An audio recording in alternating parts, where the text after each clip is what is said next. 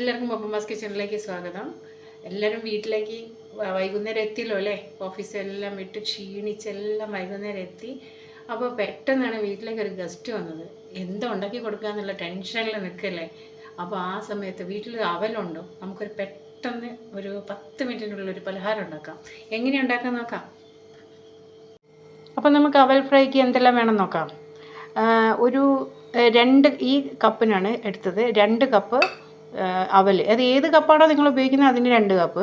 അതിനൊരു കപ്പ് നാളികേരം ചിരവിയത്, 1/2 കപ്പ് ഈ ശർക്കര, പൊടിച്ച ശർക്കര കിട്ടുമല്ലോ അത്, പിന്നെ ഒരു 1/2 സ്പൂണ് ഏലക്കായ്പ്പൊടി, ആവശ്യത്തിന് ഓയിൽ. ഇത്രയേ വേണ്ടൂ.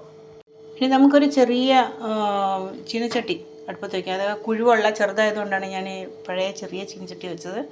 വലുതാണെങ്കിൽ നമുക്ക് ഒരുപാട് എണ്ണ ഉപയോഗിക്കുന്നുണ്ട്. ആ എണ്ണ പിന്നെ നമുക്ക് യൂസ് ചെയ്യാൻ പറ്റില്ലല്ലോ. അതുകൊണ്ട് ചെറിയ പാത്രം എടുക്കുക. എന്നിട്ട് അതിലേക്ക് കുറച്ച് കുക്കിംഗ് ഓയിൽ ഉപയോഗിക്കുക. വെളിച്ചെണ്ണയോ നിങ്ങൾക്ക് ഇഷ്ടമുള്ള എടുക്കുക.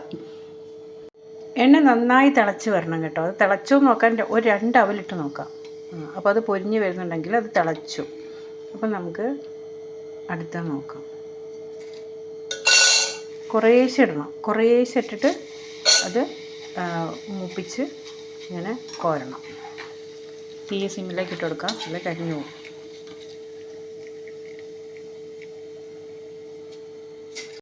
എണ്ണ ചൂടാവാൻ വേണ്ടി നമുക്ക് കുറച്ച് തീ കൂട്ടിയിടാം. പക്ഷേ നന്നായി ചൂടായി കഴിഞ്ഞാൽ അവലിട്ട ഉടനെ സിമ്മിലാക്കണം, അല്ലെങ്കിൽ അത് കരിഞ്ഞു പോകും.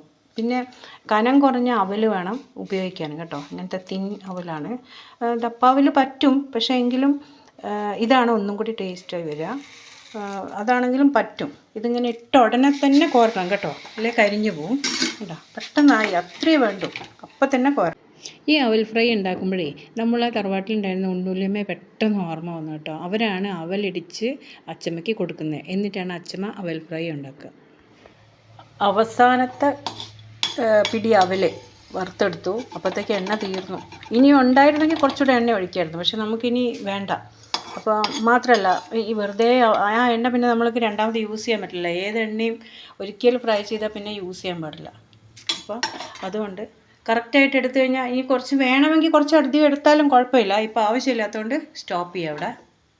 ഫ്രൈ ചെയ്ത് കഴിഞ്ഞപ്പോൾ ആ അവൽ കുറച്ച് അധികം, ഇപ്പോൾ നമ്മൾ ഈ പാത്രത്തിന് ഒരു പാത്രമായിരുന്നു എടുത്തത്, അതിൻ്റെ കുറച്ചും കൂടി ഒരു ഹാഫും കൂടി കൂടുതലായിട്ട് അത് പൊരിഞ്ഞ് വന്നിട്ടുണ്ട്. ഇനി നമുക്കിത് മിക്സ് ചെയ്യാം. ആദ്യം നാളികേരം ചേർത്ത് കൊടുക്കാം.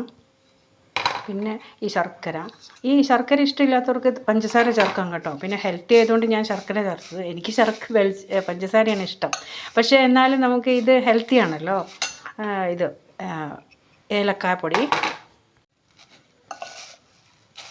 നന്നായി മിക്സ് ചെയ്യാം. അപ്പം നമ്മുടെ അവൽ ഫ്രൈ ഇവിടെ റെഡിയായി കഴിഞ്ഞു. ഇത് നമുക്ക് വളരെ ഹെൽത്തിയാണ്. കുട്ടികൾ പോപ്കോൺ മതി എന്ന് പറയുന്ന കുട്ടികൾ അമ്മയെ അവൽ ഫ്രൈ മതി എന്ന് വരെ പറയും. അത്രയ്ക്ക് ടേസ്റ്റിയാണ്. ഗസ്റ്റ് എല്ലാം ഇഷ്ടപ്പെടും. നിങ്ങളുടെ മധുരം കൂടുതൽ വേണമെങ്കിൽ കൂടുതൽ ഉപയോഗിക്കണം. കുറച്ച് മതിയെങ്കിൽ ഇതിൽ കുറച്ച് ഉപയോഗിച്ചാൽ മതി. നല്ല ടേസ്റ്റിയാണ് കേട്ടോ. നിങ്ങൾ നല്ല ക്രിസ്പി ആയിട്ട് ടേസ്റ്റിയാണ്. എൻ്റെ അച്ഛമ്മ പെട്ടെന്നൊരു ഗസ്റ്റ് വരുന്ന സമയത്ത് ഉണ്ടാക്കുന്നത് കണ്ട് ഞാൻ പഠിച്ചതാണ്. അപ്പം എല്ലാവരും ഉണ്ടാക്കി നോക്കണം. വീഡിയോ ഇഷ്ടപ്പെട്ടെങ്കിൽ ലൈക്ക് ചെയ്യാനും ഷെയർ ചെയ്യാനും മറക്കരുതേ. ഹായ് ബൈ, ഇനിയും കാണാം.